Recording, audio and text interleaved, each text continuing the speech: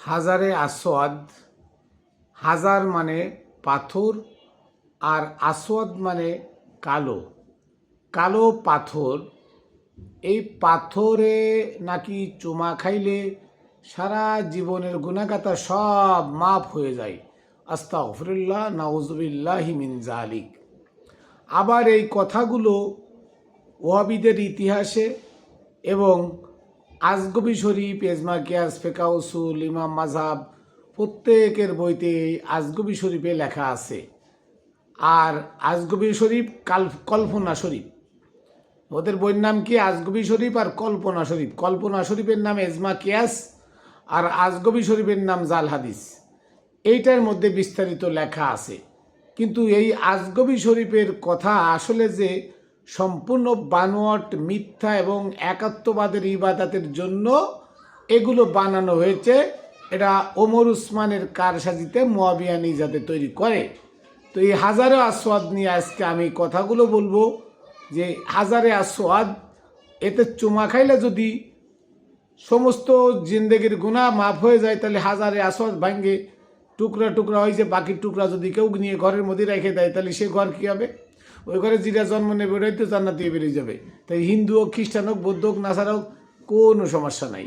আসুন হাজারে আসওয়াদ সম্পর্কে, কালো পাথর সম্পর্কে আজকে একটু ধ্যান ধারণা আপনাদেরকে দিই।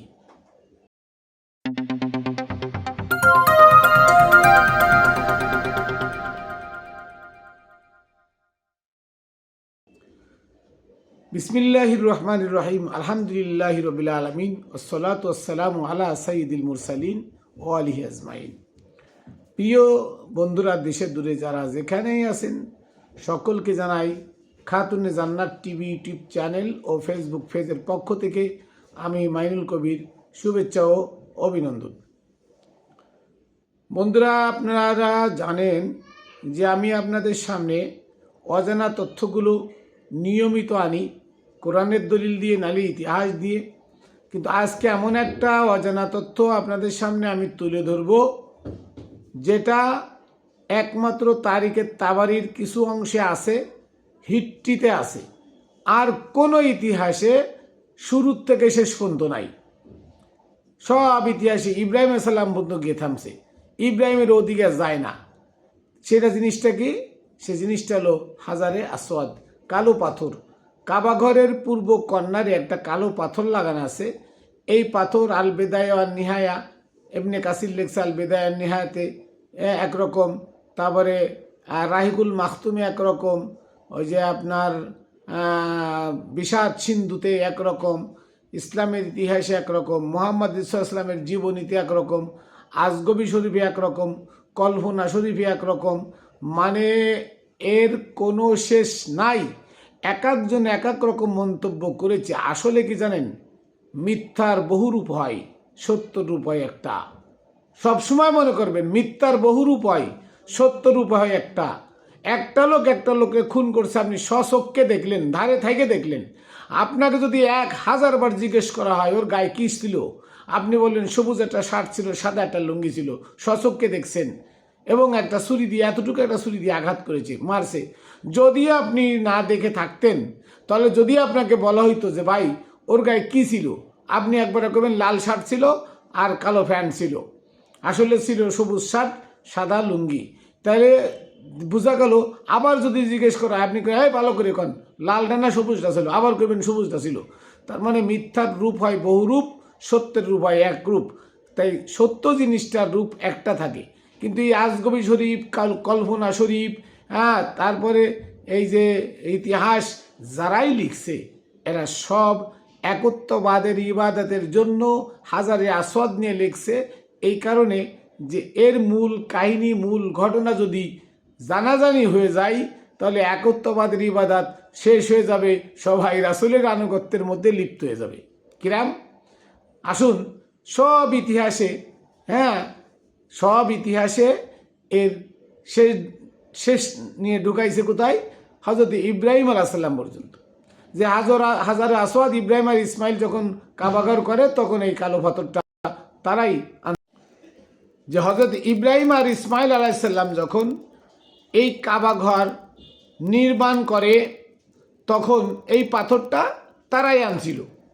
সব ইতিহাসে লিখছে এটা জান্নাতি পাথর, সবাই লিখছে এটা জান্নাতি পাথর, কিন্তু জান্নাত থেকে পাথরটা আনলো কি বলেন তো? যে কুল কায়নাতের যারা দুনিয়াতে আসছে কেউ জান্নাত থেকে আসছে? আদম আর হাওয়া ছাড়া। আদম আর হাওয়া আলাইহিসসালাম, কিন্তু তাদের কথা বলে না যে তারা জান্নাত থেকে নিয়ে আসছে, এই কথা বলে না। কেন বলে না জানেন? শুভাঙ্কারের ফাঁকি। এখানে যদি বলে যে আদম আর হাওয়া ওনারা জান্নাত থেকে আসার সময় হাতে করে কালো পাথরটা নিয়ে আসছিল, তাহলে কাবাগর হয় আদমের মাজার। আর আদমের মাজার যদি কাবাগর হয়, তাহলে আমরা কি ওয়াহাবিরা, সব ওয়াহাবিরা একাত্মবাদের ইবাদাতে যারা লিপ্ত, সব ওয়াহাবিরা মাজার পূজারি হয়ে যায়। তাইরা গোপন করে রাখছে যে হাজারে আসওয়াদ ইব্রাহিম আলাইহিস সালাম নিয়ে আসছে। ইব্রাহিম তো জান্নাতে যান নাই, দুনিয়াতে ছিলেন। ইসমাইল ইব্রাহিম কি জান্নাতে গেছে? যান নাই। আল্লাহও তো দেন নাই। জান্নাত থেকে যারা আসছে তারাই নিয়ে আসতে পারে। তা জান্নাত থেকে আসলে একমাত্র আদম আর হাওয়া আলাইহিস সালাম আসছে। তাহলে সেই আদম আর হাওয়া যদি জান্নাত থেকে আসবেন, তাহলে তারা হাতে করে হাজারে আসওয়াদ বা কালো পাথরটা জান্নাত থেকে নিয়ে আসলেন। আবার এখানেও কথা আছে কি, এটা যদি জান্নাতি পাথর হয়, দামি পাথর হয়, এই পাথরের সুমা খাইলে তার যদি জিন্দেগির গুনাহ মাফ হয়, এ কথাটা তো কোরআনে থাকতো। আসমানি গ্রন্থ কোরআনে আল্লাহ উল্লেখ করে দিত। হাজারে আসওয়াদ আর ইমাম মাহাদির এই কাল্পনিক শরীফ এক। ইমাম মাহাদি আসবে, ঈসা আলাইহিস সালাম আসবে। এই যে কাল্পনিক শরীফ আর এই হাজারে আসওয়াদ ও কাল্পনিক শরীফ, আজগবি শরীফ, এগুলো মোটামুটি একই ক্যাটাগরির বানানো। কারণ ঈসাও আসবে না, ইমাম মাহাদিও আসবে না, আর হাজারে আসওয়াদ চুমা খেলে সারা জীবনের গুনাহ মাফও হবে না। কারণ কি? কারণ হলো একটা জড় পদার্থ, একটা জড় পদার্থ আর মূর্তি সমান কথা। হিন্দুদের দেবদেবীর মূর্তি আর এই জড় পাথর সমান কথা। শুনে রাখেন ইতিহাস। এই কাবা ঘরের ভিতরে 360টা মূর্তি ছিল। ইব্রাহিম আলাইহিস সালাম আর ইসমাইল আলাইহিস সালাম এই কাবাঘরটা প্রতিষ্ঠা করার পরে এই কাবাঘরটা হচ্ছে হজরতে বাবা আদম আলাইহিস সালামের রওজা, আদম আলাইহিস সালামের মাজার। সারা দুনিয়ার কোনো ইতিহাসবিদ এ কথা বলতে পারবে না যে আদম আলাইহিস সালামের মাজার কোথাও আছে। হাওয়া আলাইহিস সালামের আছে, শীশ আলাইহিস সালামের আছে, হাবিল কাবিলের আছে। তাহলে আদম আলাইহিস সালামের মাজারটা কোথায় গেল? যিনি আমাদের আদি পিতা, আদি মাতার আছে জেদ্দাই, তাহলে আদি পিতার মাজারটা কোথায় গেল? আদি পিতার মাজারটা হলো এই কাবাঘর। হজরত ইব্রাহিম এবং ইসমাইল আলাইহিস সালামকে দিয়ে আল্লাহ আবার এটারে খাড়া করালেন, তাই এই কাবাঘর। আর হাজারে আসওয়াদের কাহিনী আমি আপনাদেরকে বলি। এই কাবাঘরের ভিতরে 360টা মূর্তি মক্কা বিজয় রাগ পর্যন্ত ছিল। শুনে রাখেন সত্য কথাটা। এই কাবাঘরের ভিতরে 360টা মূর্তি মক্কা বিজয়ের আগ পর্যন্ত ছিল, যেগুলো মাটির তৈরি না, পাথরের তৈরি। পাথর খুদাই করে মূর্তিগুলো করা হয়েছিল। সেই মূর্তি বানানো হয়েছিল যে পাথর দিয়ে তার একটা টুকরা বাইসে গেছিল, সেই টুকরার নাম হলো হাজারে আসওয়াদ। ব্রিটিশ হিস্ট্রির লেখা ইতিহাস পড়ে দেখবেন যে হাজারো আসওয়াদ কোত্থেকে আইছে। আর সেই হাজারে আসওয়াদ আজকে হয়ে গেছে গুনাহ মাফের কারখানা। নাটক আর কতকাল আমাদের সহ্য করতে হবে? আমার নবী বিদায় হজ যখন করেছেন, তখন আমার নবীর সাথে ইহুদি, খ্রিস্টান, নাসারা, বৌদ্ধ, পৌত্তলিক যারা আছে, হিন্দু, সবাই হজ করতে আসছিল। সবাই হজ করেছে, সবাই হাজারে আসওয়াদ দেখেছে, হাত দিছে, কিন্তু চুমাকেও খায় নাই। আমার নবী খায় নাই, তার চুমাকেও খায় নাই। এই হাজারে আসওয়াদের মানে সম্মান এত বেশি কে দিল? ওমর, খলিফা ওমর, মুনাফিক ওমর। সূরা বাকারার 125 নম্বর আয়াতে আছে যে সকল ধর্মের মানুষ, প্রত্যেকটা মানুষ, হিন্দু, বৌদ্ধ, নাসারা, খ্রিস্টান, ইহুদি, পত্তলিক যা আছে, বৌদ্ধ, সবাই আসবে কাবাঘর জিয়ারাতে। সূরা বাকারার 125 নম্বর আয়াত ছড়ে দেখেন, ওয়াই জালনাল বাইতা মাসাবাতাল লিন্নাস ওয়া আমনা। ডাইরেক্ট আল্লাহ বলছেন, স্মরণ করো ওই সময়ের কথা যখন এই কাবাকে সমগ্র মানব জাতি পুনর্মিলন এবং জিয়ারাতের জন্য আসবে। আল্লাহ বলে দিলেন। পুনর্মিলন এবং নিরাপদ স্থান গ্রহণ করার জন্যই কাবা ঘরে আসবে সমগ্র জাতি, সমগ্র মানুষ। সেইটারে ওমর বানাইলো, মুসলমান ছাড়া কেউ আসবে না। এখানে 1 নম্বর কারসাজি করেছে, মুসলমান ছাড়া কাবায় কেউ যাইতে পারে না। কেন? কারণ কাবাটা হচ্ছে হজরতে বাবা আদম আলাইহিস সালামের মাজার। সমস্ত হিন্দু, বৌদ্ধ, মুসলমান, খ্রিস্টান, পৌত্তলিক যা আছে সকলের আদি পিতা উনি। তাই পুনর্মিলনের জন্য সবাই কাবা ঘরে যাবে, সবার অধিকার আছে। আর 360টা মূর্তি যে পাথর দিয়ে বানাইছিল, ওর ভিতরে কালীর মূর্তিটা বানাইছিল কালো পাথর দিয়ে। ওই কালো পাথরের একটা অংশ বেঁচে যায়, সেই পাথরটারে কাবা এই মানে সাউদ বিন আবদুল্লাহ পুনর্নির্মাণ করার সময় ওই পাথরটা এক কোনায় লাগাই রাখে। যারা তপ করে, মডার্ন তপ আর কি, মডার্ন তপ যারা করে, ওমরের হজ যারা করে, তারা ওইখান থেকে গুনে পূর্ব কোনায় লাগানো, ওখান থেকে পাক দেয় 1 পাক, ঘুরে আসে 2 পাক। এই জন্য কোনা লাগাইছে যে যারা ঘুরবে আগন্তুক তারা যেন কয়টা পাক দিল এইটা ঠিক রাখতে পারে। আর আজকে আমরা কালভনি শরীফ, আজগবি শরীফ এবং যত ভুয়া ইতিহাস তাতে লিখছি হাজারে আসওয়াদের চুমা দিলে গুনাহ মাফ হয়ে যাবে। হাজারে আসওয়াদের চুমা দেয় সুদ করে, গুনাহ মাফ হবে? আইসে তো সুদ খায়। আলহাজ সুদখোর অমুক, আলহাজ ঘুষখোর অমুক, সচিব সে তো সুদ খায়, ঘুষ খায়, সচিবরা ঘুষ খায়। তাহলে ওই হাজারে আসওয়াদের যে চুমো খায়, নিষ্পাপ যদি হয়ে যায় কেউ, সে কি আবার পাপ করে না। তার মানে হাজারে আসওয়াদের বাপেরও ক্ষমতা নাই আপনার গুনাহগাতা মাফ করে দেওয়া। এটা সম্পূর্ণ কাল্পনিক শরীফ থেকে, আজগবি শরীফ থেকে এবং ইতিহাসের নামে জালিয়াতি বই থেকে আপনাদেরকে বোঝানো হয়েছে। আপনাদেরকে কি করা হয়েছে? একত্ববাদের ইবাদতের দিকে ধাবিত করার জন্য, এই মনোরঞ্জন করার জন্য আপনাদেরকে হাজারে আসওয়াদ, ইমাম মেহেদি, ঈসা আলাইহিস সালামের নাটক বানায় আপনাদের সামনে সাজাই দেওয়া হয়েছে। গাধা যদি না হাঁটে, বোঝা দিলে গাধা না হাঁটে, সুন্দর একটা পরামর্শ, লাঠির মাথায় একটা মূলা দিয়ে গাধার সামনে ঝুলাই দিবেন। গাধা মূলা খুব ভালোবাসে, ওই মূলা দেখবে আর গাধা সারাদিন হাঁটবে। ওর নাম গাধা কেন? ওর নাম গাধা এই জন্য যে লোভে ভরে হাঁটবে। ঠিক আমাদের এই মানুষ, এই মুসলমান জাতি, এরা লুবি। এদের মাথায় ওমর ওই লাঠি দিয়ে মূলা ঝুলাই দিয়ে গেছে। জান্নাত আর হুর, ওই জান্নাত আর হুরের লোভে মোল্লারা হাঁটতেছে দিন রাত, আর পিছনে তাকায় না, হাঁটতেছে তাবলিগ, আলে হাদিস, হিফাজত, খারিজি, কওমি, কত দল হাঁটতেছে। আর হাজারে আসওয়াদে যায় চুমা খাইতেছে, আর গুনাহ সব মাফ হয়ে যাইতেছে। আর কি আলহাজ লাগায় কবরে চলে যাইতেছে। ওই মূলা সামনে ঝুলানো, ওমর ঝুলাই দিয়ে গেছে। ওমরের মূলা ঝুলানো, আপনি গাধার মতো খাইতে যাচ্ছেন অজাগায়, কাজের জায়গায় না। কোরআনের 5-5টা আয়াত আছে, কোরআনের 5-5টা আয়াত আছে। সূরা নিসার 80 নম্বর আয়াত পড়ে দেখেন, ওখানে লেখা আছে যারা রাসূলের আনুগত্য করলো তারা আল্লাহর আনুগত্য করছে। রাসূলের আনুগত্য করা মানেই আল্লাহর আনুগত্য হয়ে করা। সূরা আল ইমরানের 31 নম্বর আয়াত পড়ে দেখেন, যারা রাসূলকে ভালোবাসে, রাসূলের আনুগত্য করে, তারা আল্লাহকে ভালোবাসে।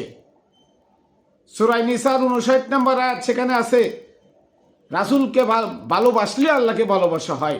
তোমরা কি আল্লাহকে ভালোবাসতে চাও? আল্লাহর আনুগত্য করতে চাও? জিজ্ঞাসা চিহ্ন। রাসূলের আনুগত্য করো। তো এই রাসূলের আনুগত্য করলে আল্লাহর আনুগত্য হয়। আর এই রাসূলের আনুগত্য থেকে আমাদেরকে কাল্পনিক শরীফ আর আজগবি শরীফ দিয়ে বের করে সামনে মূলা ঝুলায় জান্নাত আর হুর টানাই দিছে।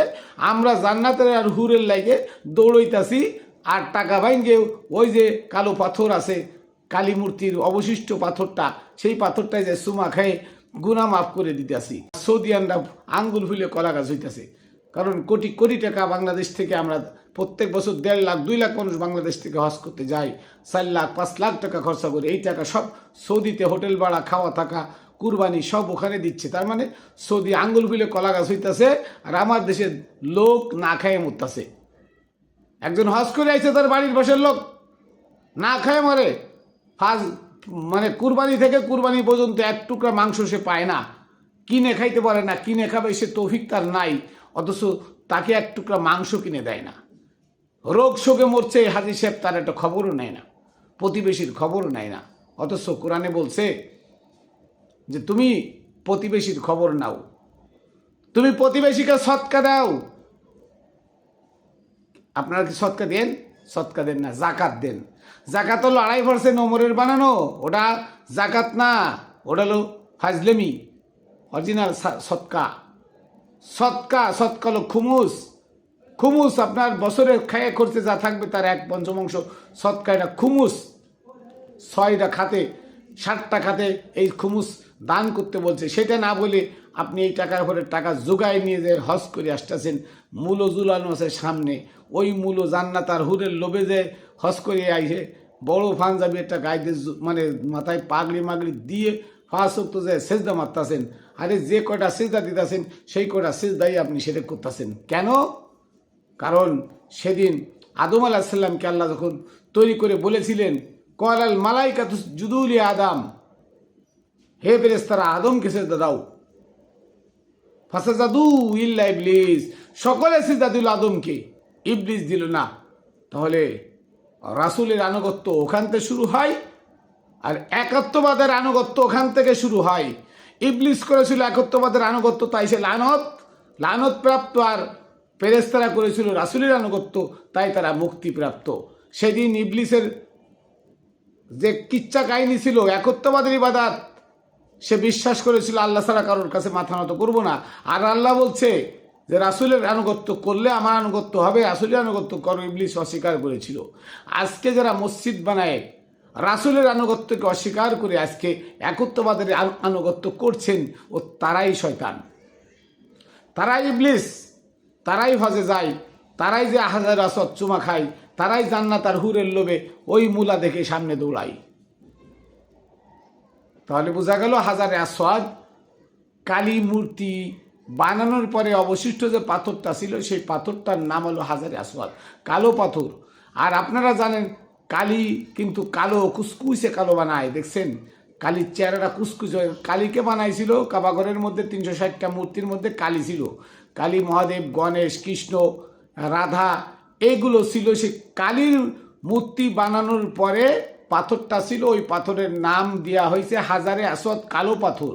কালীর মূর্তি বানাইতে কালো পাথর লাগতো, তাই কালো পাথর দ্বারা কালীর মূর্তি বানানো হয়। অবশিষ্ট পাথরটা নাম হয়েছে হাজারে আসওয়াদ পড়েছিল, সেই পাথরটা ওই কাবাঘরে লাগায়ে পরবর্তীতে নাম দেওয়া হয়েছে কাল্পনিক শরীফে, আজগবি শরীফে। এটা চুমা খাইলে সমস্ত গুনাহ মাফ হয়ে যাবে। নাউজুবিল্লাহি মিন যালিক। পাথরের যদি এত গুণাগুণ থাকবে, পাথরের যদি এত ক্ষমতা থাকবে, পাথর চুমা দিলে যদি সমস্ত গুনাহগাতা মাফ হয়ে যেত, তা আল্লাহর কোরআনের মধ্যে সেটা উল্লেখ থাকতো, আজগবি শরীফ আর কাল্পনিক শরীফে থাকতো না। তাহলে আজকে আমাদের কাছে শুভাঙ্করের ফাঁকি দেওয়া হচ্ছে, আমাদেরকে সত্য থেকে দূরে সরায় রাখা হয়েছে, আমাদের কাছে সত্য প্রচার করা হয় না। আমরা যারা সত্য প্রচার করি আমাদেরকে কাফের, আমাদেরকে নাস্তিক, আমাদেরকে কত কিছু ফতোয়া দেওয়া হয়। যতই ফতোয়া দাও আর যতই কিছু করো, সত্য আমরা বলে যাব, কারণ সত্য খুব তিতা, সত্য পিঁপড়ায়ও খায় না, সত্যর কাছে মৌমাছিও আসে না। কিন্তু মিথ্যা যেখানে সব মৌমাছি যায়, সেখানে সব পিঁপড়া ওখানে যায়। মিথ্যা যে দুধ তিতা, ওই মিষ্টি, আর সত্য তিতা।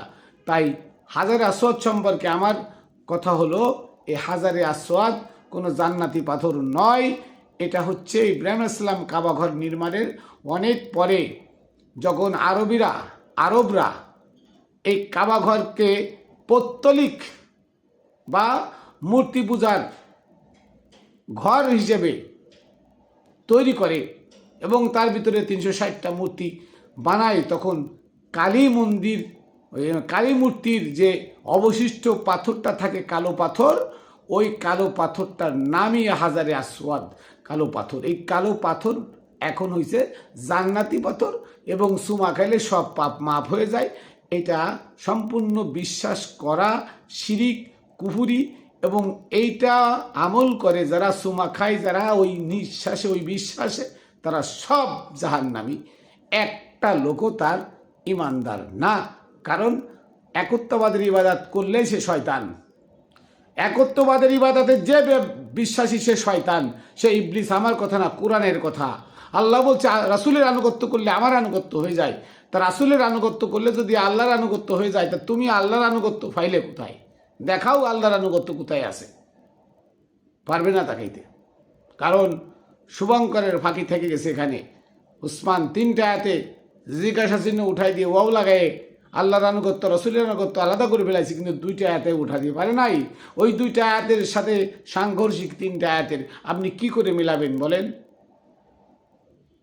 কাজেই আসুন আমরা এই হাজারে আসওয়াদ নামের কাল্পনিক শরীফ আর আজগবি শরীফের এই সিদ্ধান্তকে আমরা না করি।